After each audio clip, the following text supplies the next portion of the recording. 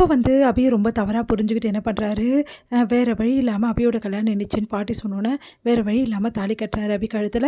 ராகவ் வந்து அபிக்கிட்ட சொல்கிறாரு, இந்த மாதிரி நம்ம ஊர் உலகத்தை பொறுத்த வரைக்கும் நம்ம புருஷன் பொண்டாட்டி, ஆனால் இந்த பெட்ரூமில் நம்ம 2 பேரும் வேறு யாரோ அப்படின்னு மாதிரிலாம் சொல்கிறாரு. இதை கேட்டு அபி வந்து என் மேலே என்ன தப்பு இருக்குன்னு சொல்லுங்கன்னு எவ்வளோ கேட்டு பார்க்குறாங்க. ஆனால் ராகவ் எந்த பதிலுமே சொல்லாமல், நான் உன்னை விலைக்கு வைக்கிறது உண்மைதான், நான் உன்னை வெறுக்கிறேன், உன்னை எனக்கு சுத்தமாக பிடிக்கல அப்படின்னு நம்ம சொல்கிறாரு. இதை கேட்டு வந்து ஒன்றுமே புரியாமல் அபி யோசிக்கிறாங்க, இவர் ஏன் நம்ம இருக்கிறாரு, இவ்வளோ நாள் வரைக்கும் நல்ல ஃப்ரெண்டாக தானே பழகுறாருன்னு சொல்லிட்டு யோசிச்சுட்டு இருக்காங்க.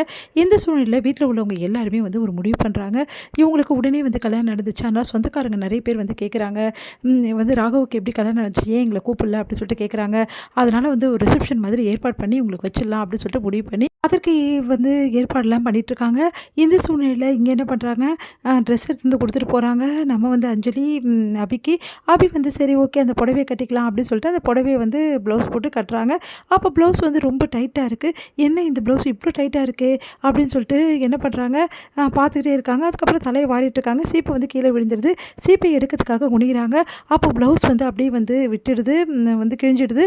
உடனே வந்து அபி வந்து ரொம்ப பதறி போகிறாங்க. ஐயோ ப்ளவுஸ் கிழிஞ்சிச்சு, சரி இதுக்கேற்ற மாதிரி ஏதாவது ப்ளவுஸ் இருக்கா பார்க்கலாம் அப்படின்னு சொல்லிட்டு கபோர்டை திறந்து பார்க்குறாங்க. பார்த்தா அங்கே ராகவோட ட்ரெஸ்ஸாக இருக்குது. அவங்க ட்ரெஸ்ஸே இல்லை. ஆமாம்ல, நம்மளுக்கு உடனே கல்யாணம் ஆகிடுச்சு, இங்கே ட்ரெஸ் எடுத்துகிட்டு வரலையா, இப்போ என்ன பண்ணுறதுன்னு தெரியலையே அப்படின்னு சொல்லிட்டு யோசிக்கிறாங்க.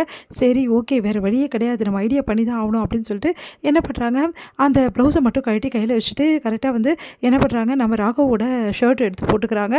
போட்டுட்டு அந்த ப்ளவுஸ் வந்து தச்சிடலாம் அப்படின்னு சொல்லிட்டு வந்து ஊசி எடுத்து நூல் கோத்துட்ருக்காங்க. சுந்தரி வந்து பிளான் பண்ணிகிட்ருக்காங்க. ஒன்றும் புரியல அவங்களுக்கு. உடனே என்ன பண்ணுறாங்க, நேராக அவங்க வீட்டுக்காரர்கிட்ட போய், ஏங்க எனக்கு என்னமோ சந்தேகமாக இருக்குது, ராகவும் அபியும் வந்து ஒன்றா சேர்ந்து வாழலை அப்படின்றாங்க.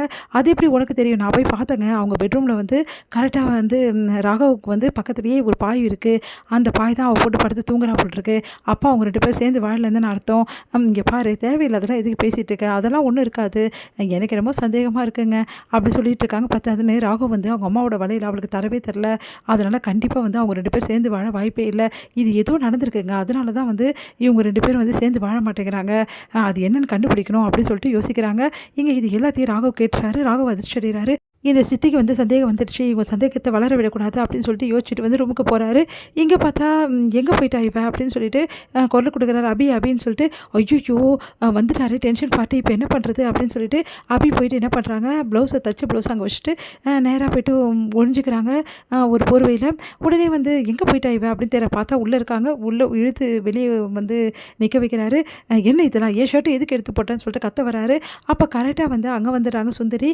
இப்போ இது விடவே கூடாது, இவங்க 2 பேரும் ஏதோ சண்டை போட்டுக்கிறத வந்து எல்லாருக்கும் வந்து வீடியோவாக எடுத்து காமிச்சிட்டா அப்போ தெரிஞ்சிடும் இவங்க லட்சணம் என்னன்னு சொல்லிட்டு வீடியோ எடுக்க பார்க்குறாங்க. அந்த டைமில் கரெக்டாக வாட்ச் பண்ணிடுறாரு ராகவ். கரெக்டாக வந்து சுந்தரி சித்தி நிற்கிறாங்களே அப்படின்னு சொல்லிட்டு, என்ன என் ஷர்ட்டை போட்டுக்கினியா, எனக்கு நல்லா தெரியும் இந்த ஷர்ட் உனக்கு அவ்வளோ சூப்பராக இருக்குது தெரியுமா, அது வந்து நான் ஏன் போட்டேன்னா அப்படின்னு சொல்லிட்டு அபி சொல்ல வராங்க. நீ எதுவுமே சொல்ல வேணாம் அபி, இந்த என் ஷர்ட்டை நீ ஏன் போட்டுக்கினு எனக்கு நல்லா தெரியும், என் மேலே உள்ள காதலால் தான் நீ போட்டுக்கிட்ட, வேற என்ன இருக்குது, ஆனால் பாரு இந்த ஷர்ட்டில் நீ ரொம்ப ரொம்ப அழகாக இருக்க, சூப்பராக இருக்க தெரியுமா அப்படின்னு சொல்லிட்டு கண்ணை பிடிக்கிறாரு, கையை பிடிக்கிறாரு, அப்படியே வந்து கட்டி பிடிச்சிக்கிறாரு. இதெல்லாம் பார்த்து ஒன்றும் புரியாமல் அபி ஏன் இப்படிலாம் பண்ணுறாரு இவர் அப்படின்னு சொல்லிட்டு யோசிக்கிறாங்க.